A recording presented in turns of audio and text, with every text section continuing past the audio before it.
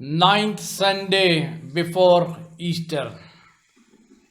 Easter का season जो है वो शुरू हो गया है, जिसमें हम सब लोग गुड फ्राइडे, पाम संडे और लेंटन डेज की प्रेयर, ऐश वेडनेसडे, ये सभी बातें जो है देखेंगे और मनाएंगे।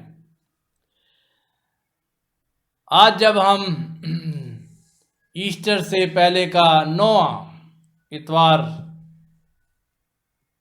परमेश्वर की आराधना में व्यतीत करते हैं, तो परमेश्वर ने हम सबको जो थीम दिया है वो है कि God creates men women to be joint heirs of his kingdom. परमेश्वर मनुष्य और स्त्री को इसलिए बनाता है कि वो उसके राज्य के अंदर सहभागी हो सकें, एक साथ मिलकर उसके अंदर सम्मिलित हो सकें। हमारे खुदावन यीशु मसीह का फजल, खुदा की मोहब्बत और रूह कुदस की शराकत आप सबके साथ होती रहे। आइए इस समय हम सब मिलकर गीत गाएंगे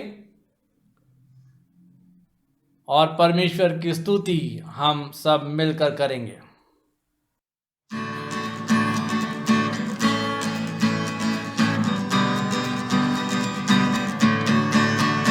तेरा प्यार है महान, तेरा प्यार है जहां, मैं जो पहले मुर्दा था तूने डाली मुझ में जान।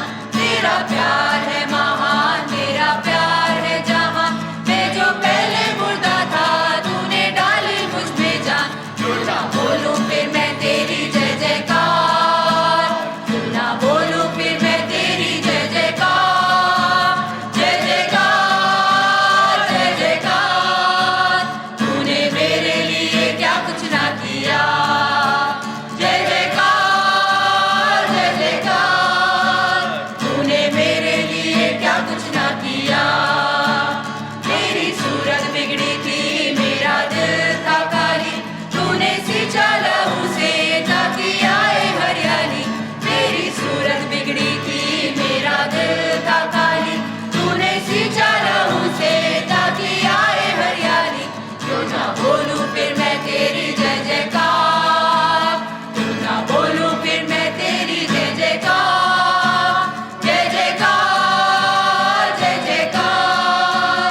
तूने मेरे लिए क्या कुछ ना किया, जय जयकार, जय जयकार। तूने मेरे लिए क्या कुछ ना किया।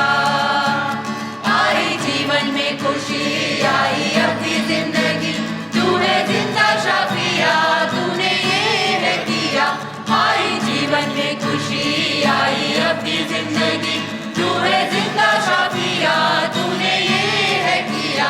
क्यों ना बोलूं फिर मैं तेरी जय जयकार, क्यों ना बोलूं फिर मैं तेरी जय जयकार, जय जयकार, जय जयकार। तूने मेरे लिए क्या कुछ ना किया, जय जयकार, जय जयकार। तूने मेरे लिए क्या कुछ ना किया। अपनी रूह से भर दिया अपनी शक्ति मुझको दी, ताकि दूं मैं गवाही तेरे जी उठने की। अपनी रूह से भर दिया अपनी शक्ति मुझको दी, ताकि दूं मैं गवाही तेरे जी उठने की। क्यों ना बोलूं फिर मैं तेरी जय जयकार, क्यों ना बोलूं फिर मैं तेरी जय जयकार, जय जयकार, जय जयकार।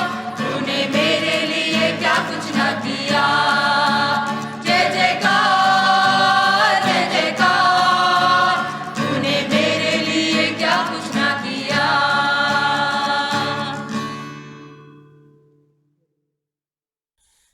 सब मिलकर इस समय हम सेक्शन 3, 4 और 5 पढ़ेंगे। हमारे खुदावंद यीशु मसीह का फजल, खुदा की मोहब्बत और रूह कुदूस की शराकत आप सबके साथ होती रहे और आपके साथ भी। ऐ तमाम कुद्दत के खुदा, तेरे आगे सबके दिल का हाल खुला है। तुझे सबकी मुरादें मालूम हैं और तुझसे कोई भेद छिपा नहीं। अपने पाक रूह से असर से हमारे दिल के ख्यालों को पाक कर, ताकि हम तुझसे कामिल मोहब्बत रखें और लायक तौर पर तेरे पाक नाम की बड़ाई करें, हमारे खुदावन यसु मसीह के वसीले से। आमीन। आलम बाला पर खुदा का जलाल और ज़मीन पर उसके लोगों में सुलह। खुदावन खुदा आसमानी बादशाह, तमाम कुदरत के खुदा बाप, हम तेरी परस्तिश करते, तेरा शुक्र करते और तेरे जलाल के लिए तेरी हम्द करते हैं। ऐ खुदावन यसु मसीह, बाप के इकलौते बेटे, ऐ खुदावन खुदा के बर्रे, तू जहान का गुनाह उठा ले जाता है, हम पर रहम कर। तू बाप के दाहिनी बैठा है, हमारी दुआ कबूल कर, क्योंकि यीशु मसीह तू ही कुद्दूस है, तू ही खुदावन है, तू ही पाक रूह के साथ खुदा बाप के जलाल में आला है। आमीन। आइए इस समय हम सब दुआ करेंगे।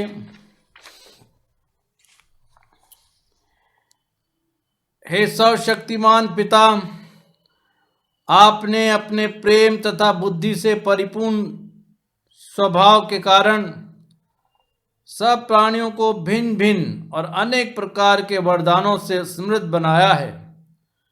प्रभु वर दीजिए कि जिन स्त्री पुरुषों को आपने ये वरदान आपने सौंपे हैं, वे अपने इन सब वरदानों का इस्तेमाल आपके अभिप्राय को पूरा करने के लिए सामूहिक रूप से करें और संसार में आपकी महिमा को प्रकट करें। हमारे प्रभु यीशु मसीह के द्वारा, जो आपके और पवित्र आत्मा के साथ एक परमेश्वर हैं और अब तथा सदा सर्वदा जीवित और राज्य करते हैं।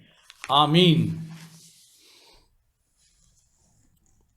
परमेश्वर के वचन में से इस समय हम सुनेंगे। पुराने नियम में से पढ़ा जाएगा उत्पत्ति की किताब, उसका 2 अध्याय, उसके 4 से लेकर 8 पद तक और उसके बाद 18 से लेकर 25 पद तक।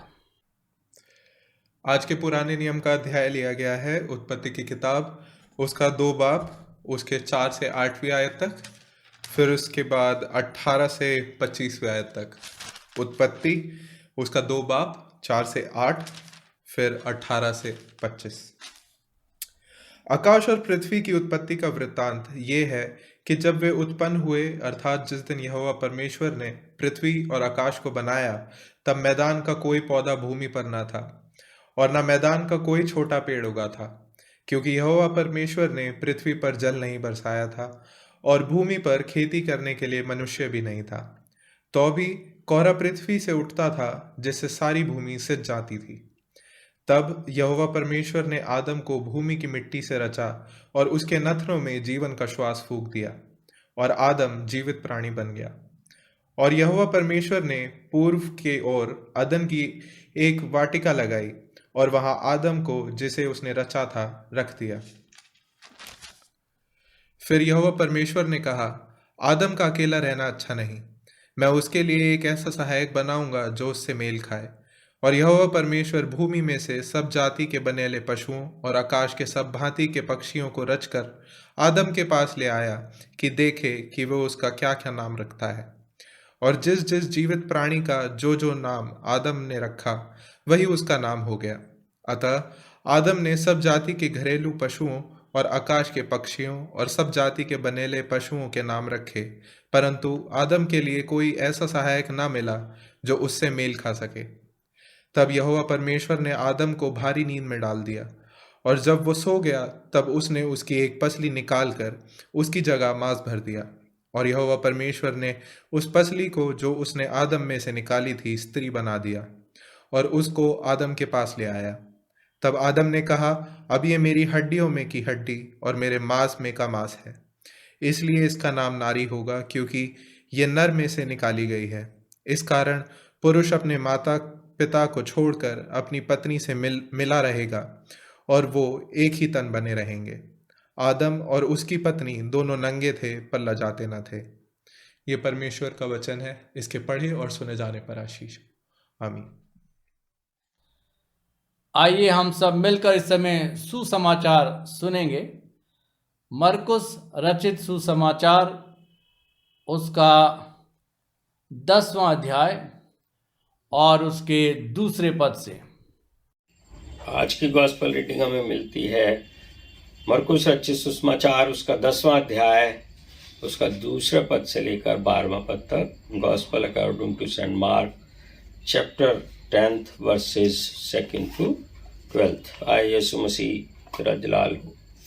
तब फरीसियों ने उसके पास आकर उसकी परीक्षा करने को उससे पूछा, क्या यह उचित है कि पुरुष अपनी पत्नी को त्यागे? उसने उनको उत्तर दिया, मूसा ने तुम्हें क्या आज्ञा दी है? तो उन्होंने कहा, मूसा ने त्याग पत्र लिखने और त्यागने की आज्ञा दी है। यीशु ने उनसे कहा, तुम्हारे मन की कठोरता के कारण उसने तुम्हारे लिए ये आज्ञा लिखी है। पर सृष्टि के आरंभ से परमेश्वर ने नर और नारी करके उनको बनाया है। इस कारण मनुष्य अपने माता पिता से अलग होकर अपनी पत्नी के साथ रहेगा और वे दोनों एक तन होंगे। इसलिए वे अब दो नहीं पर एक तन हैं। इसलिए जिसे परमेश्वर ने जोड़ा है उसे मनुष्य अलग ना करे। घर में चेलों ने इसके विषय में उससे फिर पूछा। उसने उनसे कहा, जो कोई अपनी पत्नी को त्याग कर दूसरी से विवाह करे तो वह उस पहली के विरोध में व्यभिचार करता है, और यदि पत्नी और अपने पति को छोड़ दूसरे से विवाह करे तो वह व्यभिचार करती है। यह मसीह की इंजील है। आए यीशु मसीह तेरी तुम जीत हो। आमीन।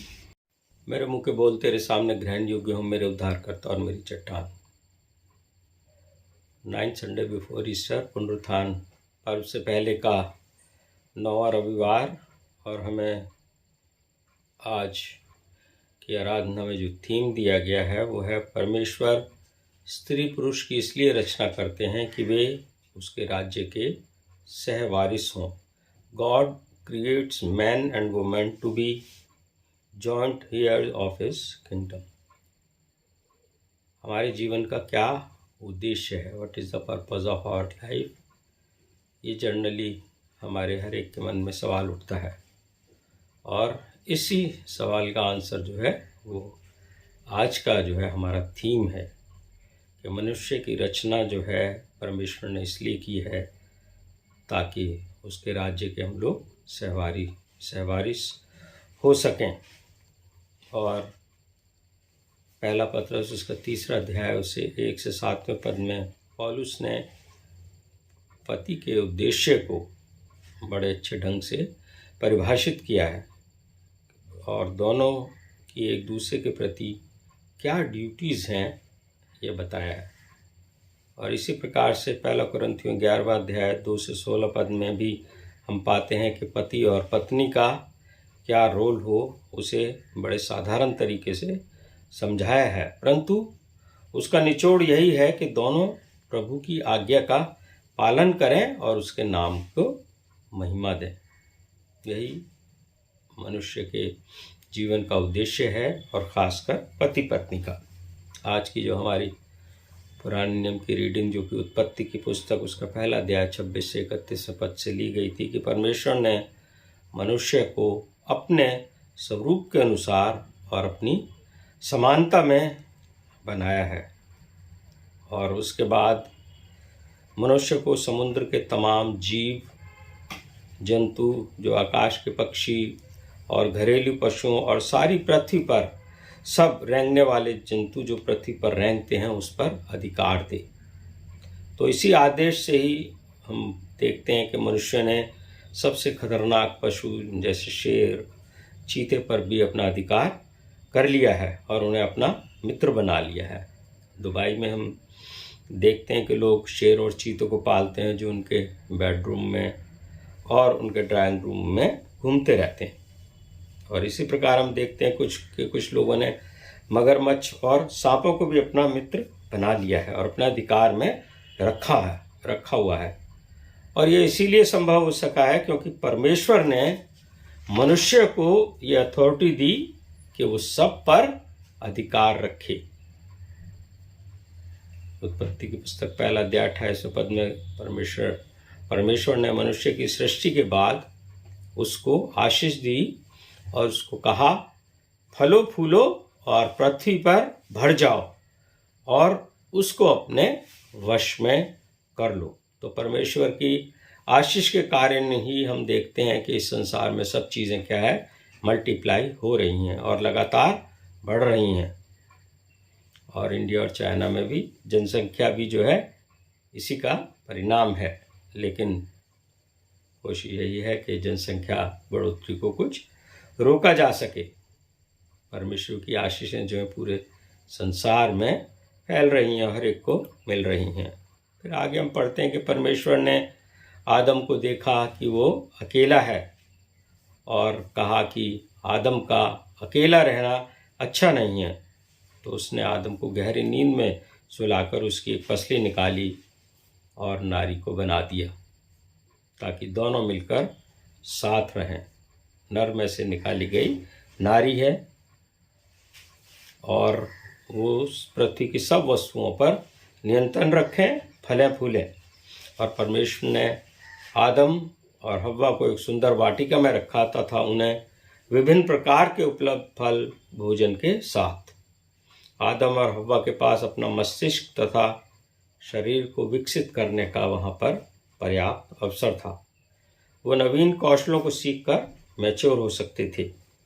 परमेश्वर चाहता था कि उसके द्वारा रचित नर और नारी अपने बेजोड़ अनूठे जीवन का भरपूरी से आनंद लें, किंतु परमेश्वर की अधीनता में रहकर उन्हें ये सब करना था ताकि वो परमेश्वर के राज्य के सहवारिश हो सकें। परंतु शैतान के बहकावे में आकर सब कुछ क्या है, उल्टा हो गया। एक और रीडिंग जो आज की थी हमारी शाम 8 भजन संहिता 8, जो कि आज समय के अभाव में पढ़ा नहीं गया। वहाँ पर भी हम पाते हैं कि सब चीज़ों को परमेश्वर ने मनुष्यों के पैरों तले कर दिया, अर्थात सब चीज़ें मनुष्य के अधिकार में रहें ताकि मनुष्य जो है परमेश्वर का धन्यवाद कर सके और संसार में उपलब्ध जितने भी रिसोर्सेज हैं उनका यूज़ जो है वो मानव जाति के भलाई के लिए कर सके। लेकिन शैतान ने मनुष्य को सेल्फ सेंटर्ड, स्वार्थी और व्यभिचारी बना दिया। तो पौलुस प्रेरित की एक और जो रीडिंग आज की थी है कि उसमें हम जान पाते हैं कि अन्य क्षेत्रों में जहां मसीह लोगों को मसीह के चरित्र का प्रदर्शन करना चाहिए था, वो है परिवार। तो हम सब जानते हैं कि परमेश्वर की आशीषें जो हैं पाने और परिवार को बढ़ाने में पति पत्नी की क्या है, अहम भूमिका होती है। उनके बिहेवियर और role as a husband and wife जो है वो बड़े अच्छे तरीके से एक्सप्लेन किया है कि पति और पत्नी का जीवन जो है वो प्रेयरफुल और परमेश्वर की महिमा देने वाला होना चाहिए। फिर हम आते हैं कि आज के गॉस्पेल पैसेज पर, जो कि मरकुस 28 से लिया गया, जहाँ पर कि मैरिज और डाइवोर्स के बारे में हम लोग पढ़ते हैं। और यह एक बड़ा कंट्रोवर्शियल पैसेज है क्योंकि ये it is a very personal issue,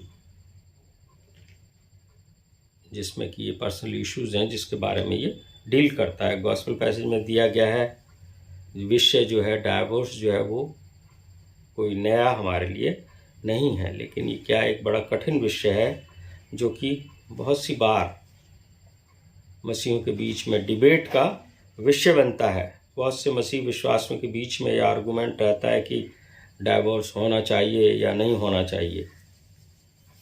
और विकिपीडिया के द्वारा मुझे पता लगा कि संसार में 2 कंट्रीज़ ऐसी हैं, फिलीपाइंस एंड वेटिकन, जहाँ पर कि डाइवोर्स के लिए कोई लॉ नहीं है।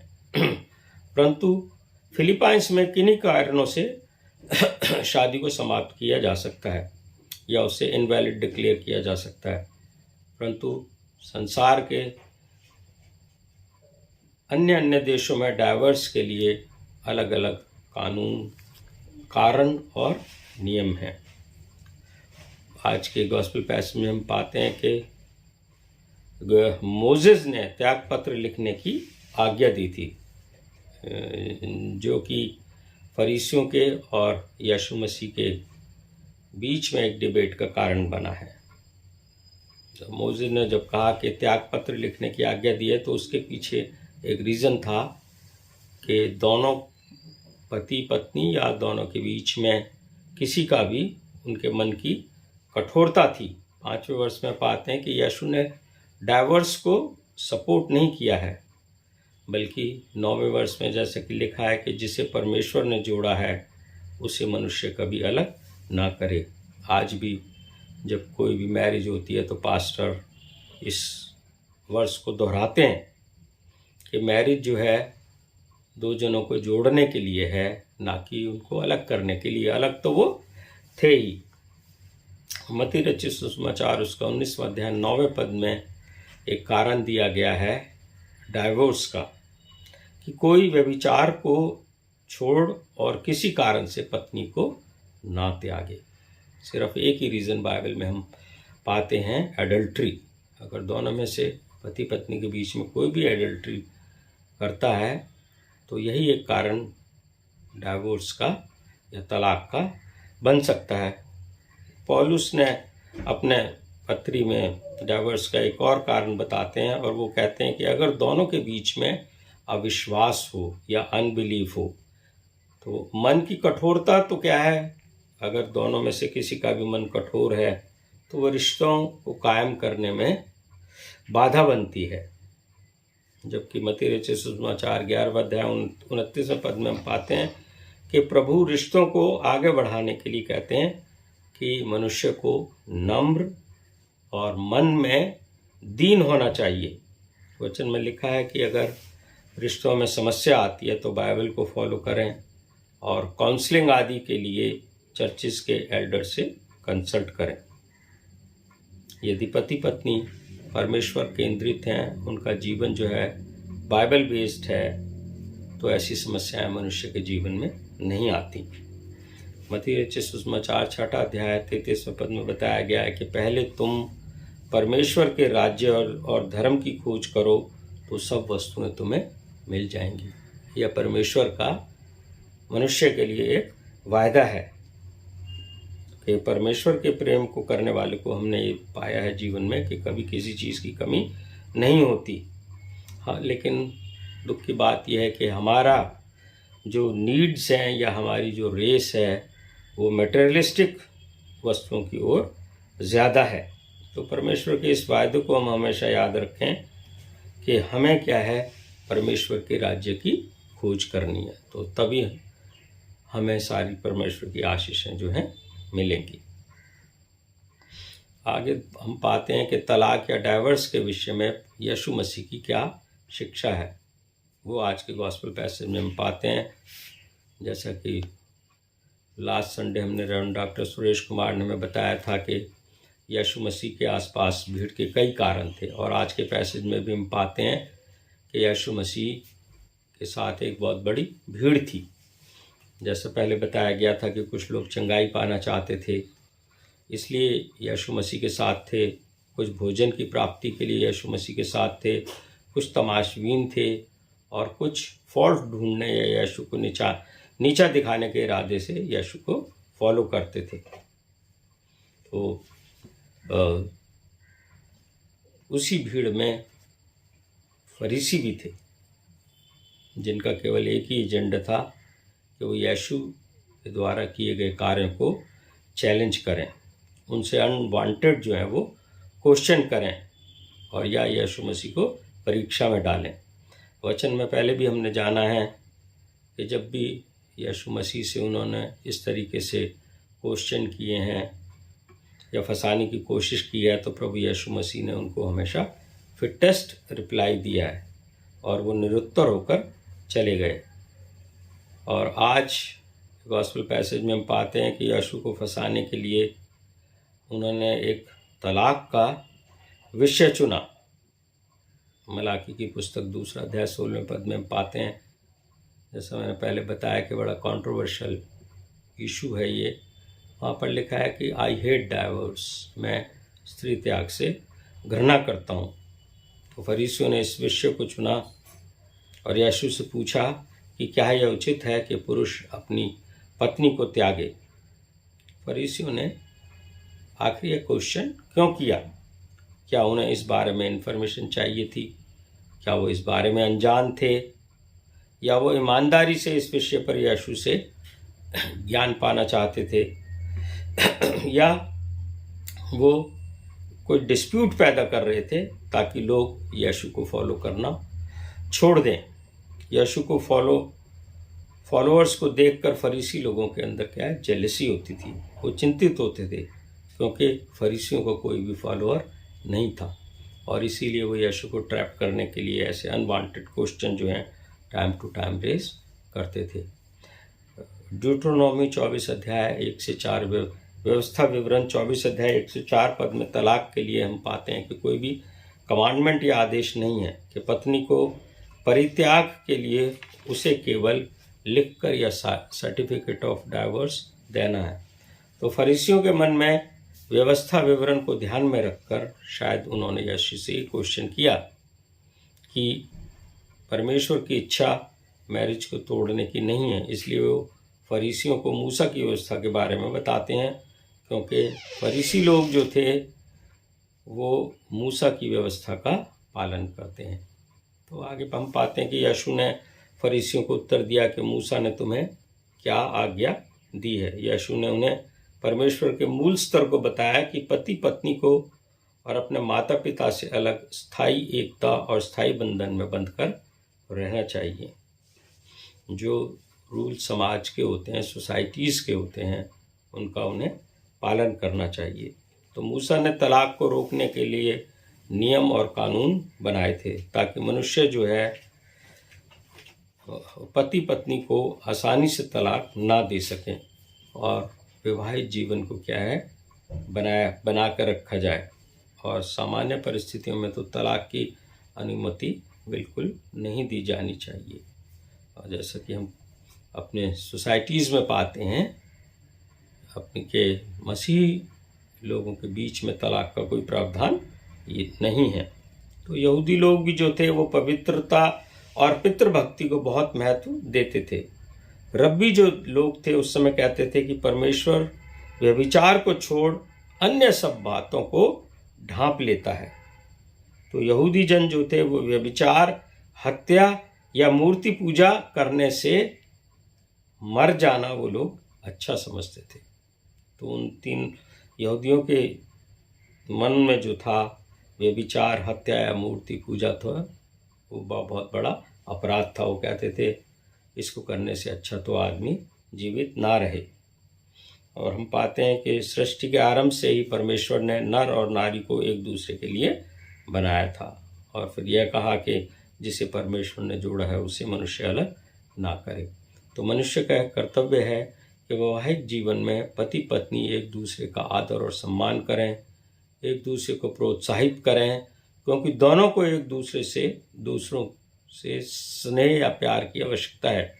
एक दूसरे के अधीन रहें, जैसा कि वचन में बताया गया है कि परमेश्वर के द्वारा बताए मार्ग पर चलें, तो तभी क्या है वो लोग आशीषित होंगे और परमेश्वर की सेवकाई निरंतर करते रहेंगे, जो कि परमेश्वर का यह आदेश है। और आज का हमारा टॉपिक भी है, थीम भी है कि परमेश्वर के राज्य की खोज में हम लोग लगे रहें, पति पत्नी मिलकर सहवारिस, तभी वो परमेश्वर के राज्य के सहवारिस हो सकेंगे। तो परमेश्वर के नाम को अपने कार्यों और व्यवहार के द्वारा पति पत्नी जो हैं मिलकर महिमा दें, तभी वो आशीषित होंगे।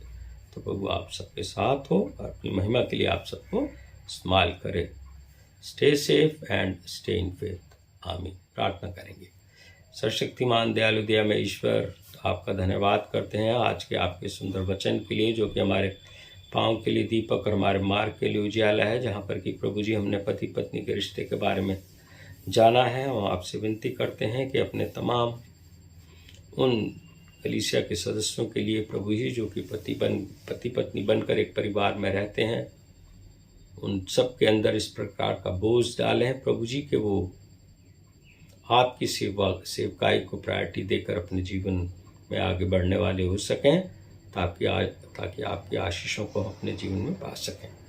हम सबकी मदद और सहायता करें, अपनी महिमा के लिए आप हमें इस्तेमाल करें। आपके नाम से मांगते हैं प्रभु जी, सुनिए और ग्रहण करें। आमीन।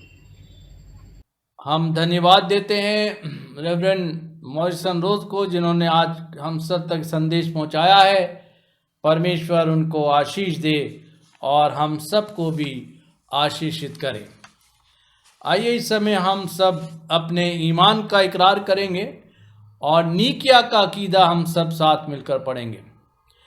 हम एक खुदा कादिर मुतलक बाप पर ईमान रखते हैं। वह आसमान और ज़मीन और सब देखी रंदेखी चीज़ों का खालिक है। हम एक खुदावन यसु मसीह पर ईमान रखते हैं, जो खुदा का इकलौता बेटा है। वह अज़ल से बाप से मौलूद, खुदा से खुदा, नूर से नूर, हकीकी खुदा से हकीकी खुदा, मसनू नहीं बल्कि मौलूद है। उसका और बाप का एक ही जौहर है। उसके वसीले से कुल चीज़ें बनी। वह हम इंसानों के लिए और हमारी नजात के वास्ते आसमान पर से उतर आया। रूहुल कुदूस की कुदरत से कुंवारी मरियम से मुजस्सम हुआ और इंसान बना। पेंतुस पिलातुस के अहद में हमारे लिए मसलूब हुआ। उसने दुख उठाया, मर गया और दफन हुआ। तीसरे दिन पाक नबिश्तों के बेमुजिब जी उठा, आसमान पर चढ़ गया और बाप के दाहिनी बैठा है। वो जलाल के साथ जिंदों और मुर्दों की अदालत के लिए फिर आएगा। उसकी सल्तनत कभी ख़त्म ना होगी। हम रूहुल कुदूस पर ईमान रखते हैं, जो खुदावन है और ज़िंदगी बख्शने वाला है।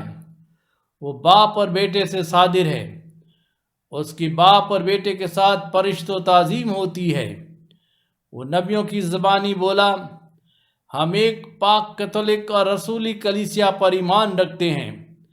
हम एक बपतिस्मे का जो गुनाहों की माफ़ी के लिए इकरार करते हैं और मुर्दों के क़यामत राइंदा जहान की हयात का इंतज़ार करते हैं। आमीन। आइए इस समय हम सिफारशी दुआ में जाएंगे और हमारे लिए सिफारशी दुआएं पेश की जाएंगी। सिफारशी दुआएं 16वां हिस्सा।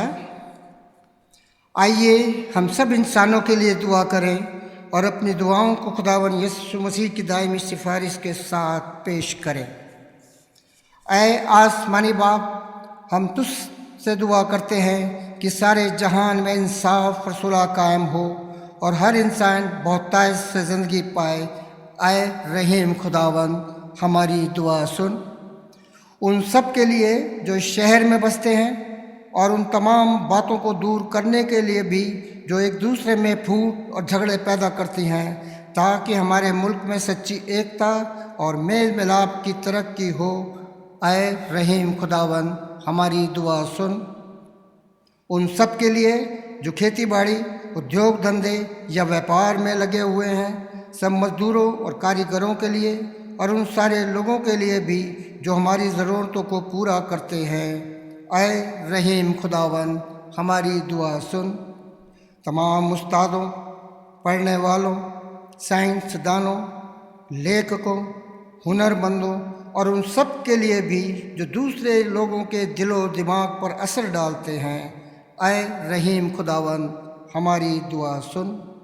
उन सब के लिए जो दुख या तकलीफ़ उठा रहे हैं, बेरोज़गार हैं, गरीब और भूखे हैं, मोहताज या कुचले हुए हैं, जो बीमार या मरने के करीब हैं, और उन सब के लिए भी जो उनकी मदद करते हैं। ऐ रहीम खुदावन, हमारी दुआ सुन।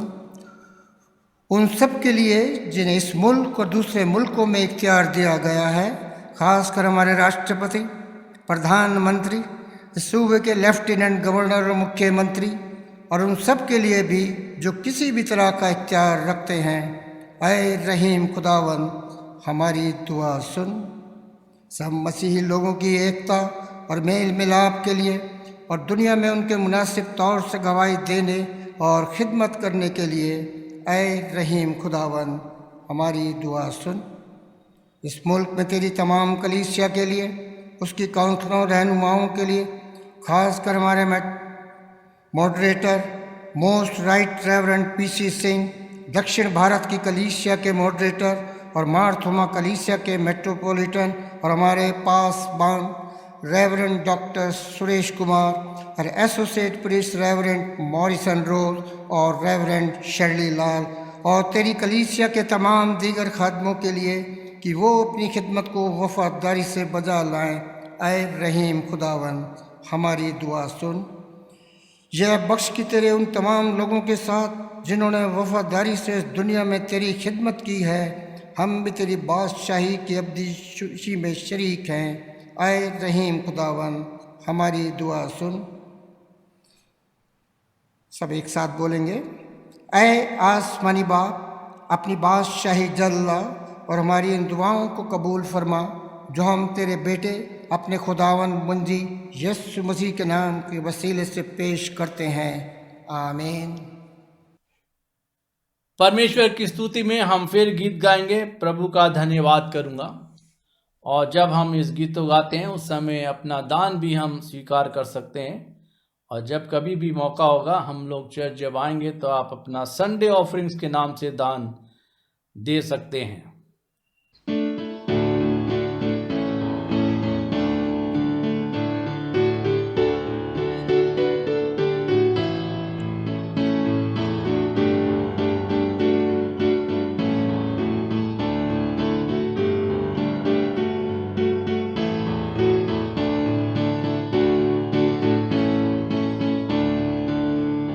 प्रभु का धन्यवाद करूंगा,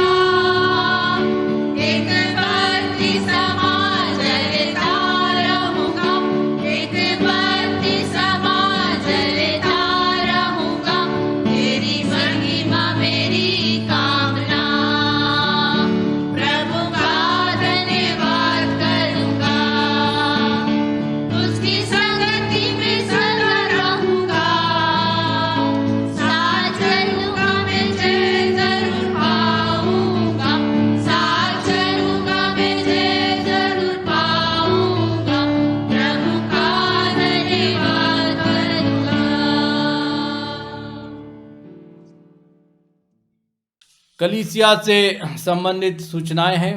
आप सबका स्वागत है ऑनलाइन वर्शिप के अंदर। जब तक कि हमको दिल्ली डिज़ास्टर मैनेजमेंट की तरफ से कोई क्लियर गाइडेंस और हमको नहीं मिलती है, हम ऑनलाइन वर्शिप ही करते रहेंगे। मेहरबानी से इस बात का ध्यान रखें कि जब कभी भी हमको दिल्ली डिज़ास्टर मैनेजमेंट की तरफ से चर्च खोलने की इजाज़त होगी, हम एकदम से चर्च नहीं खोलेंगे। थोड़ा समय हमको लगेगा, क्योंकि बहुत सी चीज़ें हमको एडजस्ट करनी है और उनकी गाइडलाइंस को फॉलो करते हुए हमको जो है देखना पड़ेगा कि किस तरह से अपनी वर्शिप को हम शुरू करें। आप में से बहुत से लोग बार बार मुझसे पूछ रहे हैं, कॉल करते हैं, मैसेज भेज देते हैं, और आप लोगों को बताना मांग रहा हूं कि अभी हम चर्च नहीं खोल रहे हैं, क्योंकि हमें क्लियर गाइडेंस अभी नहीं मिली है। और जैसे ही होगा उसके बाद हम आपको बताएंगे कब हम अपने चर्च को खोल रहे हैं। दिसंबर महीने में मैंने अनाउंस किया था कि 17 फरवरी को हम कॉन्सेक्रेशन डे सेलिब्रेट करेंगे और हम कंफर्मेशन भी करेंगे। लेकिन ऐसी सिचुएशन में अभी हम कोई डिसीजन नहीं ले पाए हैं और इसीलिए इस प्रोग्राम को हम अभी स्थगित रखते हैं, पोस्टपोन करते हैं। अभी उसको हम नहीं कर पाएंगे। जब हमको इजाज़त मिलेगी तब हम उसको पूरा करेंगे। मेहरबानी से हम सब इस बात का ख्याल रखें। हम सब एक दूसरे के लिए प्रार्थना करते रहें। जब कभी भी हम मौका लगता है प्रार्थना करने का, एक दूसरे को हम प्रार्थना में उठाएं ताकि परमेश्वर हम सब को सामर्थ्य दे। आप जब कभी भी चर्च में आना मांग रहे हैं, मेहरबानी से मुझसे अपॉइंटमेंट ले लीजिए ताकि मैं आपको गाइड कर सकूं, बता सकूं कि किस तरह से आपको आना है। आप लोग बिना अपॉइंटमेंट के चर्च आकर एक्सपेक्ट मत कीजिए कि हम चर्च में आए थे, क्योंकि वैसे डिज़ास्टर मैनेजमेंट जो कि दिल्ली का है, उसने इस बात को कह रखा है कि चर्च में जो है कोई भी विजिटर या कोई व्यक्ति जो नहीं होगा। हालांकि चर्च खुला रहेगा लेकिन नहीं आएगा। तो मेहरबानी से हम थोड़ा फॉलो करें उन चीज़ों को। थोड़े दिन की बात और है, उसके बाद हम फिर अपने रूटीन के अंदर जैसा हमको बताया जाएगा हम आना शुरू करेंगे। आइए हम प्रार्थना करें। सब आशीषों के लिए धन्यवाद देते हैं प्रभु। हमारे जीवन में जो कुछ दिया जाता है तेरी तरफ से दिया है। जो कुछ हम तेरे सम्मुख लाए हैं इसको स्वीकार कर और अपनी महिमा के लिए इस्तेमाल कर। हमारे सेंट थॉमस कलीसिया के लिए प्रार्थना करते हैं, सभी बुजुर्गों के लिए, बच्चों के लिए, जवानों के लिए, महिलाओं के लिए, सबको परमेश्वर संभाले रख। सब परिवारों को संभाल कर रख, सबको बीमारियों से बचा कर रख, जिससे परमेश्वर सब लोग तुझ पर भरोसा रख सकें और तेरी महिमा कर सकें। जो ज़रूरतमंद हैं परमेश्वर, उनकी ज़रूरतों को पूरा कर, जिससे वो सब मिलकर तेरे नाम की तारीफ करें। प्रभु परमेश्वर, हमको ऐसा मन दे कि हम आपस में एक दूसरे के लिए प्रार्थना करें, एक दूसरे की मदद कर सकें और तेरे राज्य की बढ़ोतरी कर सकें। हमारी प्रार्थना है इस सिचुएशन के लिए जैसा कि हमारे शहर में है, और परमेश्वर उस स्थिति के अंदर तो हम सबको संभाल, ताकि सब लोग तंदुरुस्ती के साथ रहकर अपने इस जीवन को तेरे नाम के लिए पूरा करें, क्योंकि तूने ही हमको बनाया है, तू ही हमारा ईश्वर है, तेरे सिवाय दूसरा कोई है नहीं। हम सभी बीमारों को याद करते हैं परमेश्वर, हर एक पर अपना पवित्र हाथ रख, उनको शिफा दे, चंगाई दे, ताकि वो लोग भी तुझ पर भरोसा रखकर तेरे नाम की स्तुति प्रशंसा कर सकें। हम उनके लिए प्रार्थना करते हैं जिन्होंने अपना जन्मदिन मनाया है, शादी की सालगिरह मनाई है। परमेश्वर उनको आशीष दे ताकि इस नए साल के अंदर उनका जीवन और भी बेहतर हो सके। ये सब कुछ हम मांगते हैं हमारे खुदावन यीशु मसीह के वसीले से, आमीन। ऐ हमारे आसमानी बाप, तेरा नाम पाक माना जाए, तेरी बादशाही आए, तेरी मर्जी जैसे आसमान पर पूरी होती है ज़मीन पर भी हो। हमारे रोज़ की रोटी आज हमें दे। हमारे कसूरों को माफ़ कर कि हम भी अपने कसूरवारों को माफ़ करते हैं। हमें आजमाइश पर न पड़ने दे बल्कि बुराई से बचा, क्योंकि बादशाही, कुदरत और जलाल अबद तक तेरा ही है। आमीन। खुदा का इत्मीनान जो समझ से बिल्कुल बाहर है, तुम्हारे दिलों और ख्यालों को खुदा उसके बेटे हमारे खुदावंद यीशु मसीह की पहचान और मोहब्बत महफूज रखे। और कादिर मतलब खुदा बाप, बेटे और रूह कुदूस की बरकत तुम पर हो और तुम्हारे साथ हमेशा रहे। आमीन। सलामती से जाओ, खुदावन से मोहब्बत रखो और उसकी खिदमत करो। खुदावन मसीह के नाम से आमीन।